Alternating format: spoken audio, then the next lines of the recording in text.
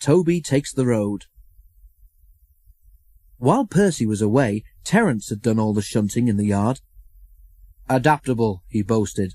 "That's what my owner says I am. Go anywhere, do anything, that's me. You take my advice and scrap your rails. Broaden your outlook, like me." "Pooh," said Percy.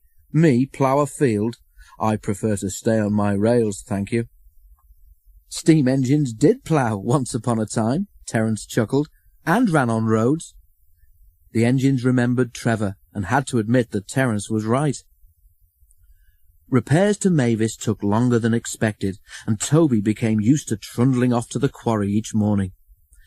Because of Toby's small water tank, his driver and fireman had arranged with the quarry manager that they should bring loaded trucks down to Farquhar at lunchtime instead of later in the day. It saved time, too, for Toby would otherwise have needed an extra journey to fill his water tank.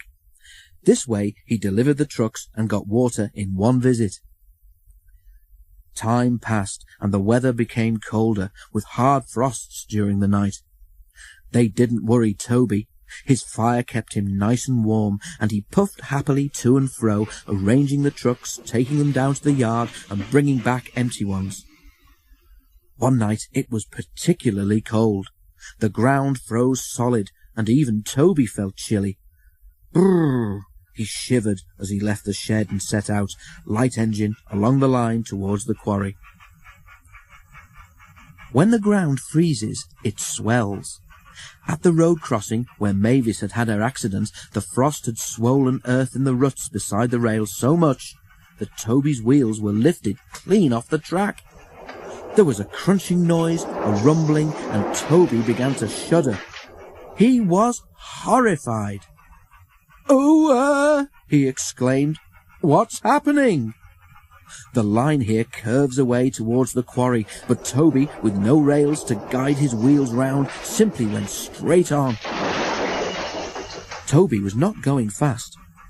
"Whoa there, Toby," said his driver at once, and put on the brakes as hard as he dared.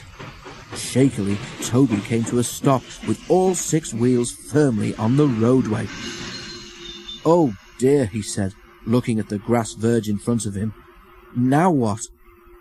His fireman jumped down. "No problem," he said. "With care we can have you back on the rails in no time." "I don't see how," said Toby, sadly. Directed by the fireman, the driver carefully reversed Toby along the ruts his wheels had just made. At last, with a thud and a jolt, Toby felt the rails safely beneath his wheels once more. He heaved a sigh of relief. "Well done, Toby," said his fireman. "Now I'll spread a few hot ashes from your fire along there so that it doesn't happen again. Then we can get safely up to the quarry and no one will be any wiser." But they reckoned without the Fat Controller. When Mavis was home after being mended, he came to see the engines. "What's this I hear, Toby?" he asked. "Trying to be a traction engine, were you?" Toby blushed, but the Fat Controller wasn't cross. Toby told him about Terence.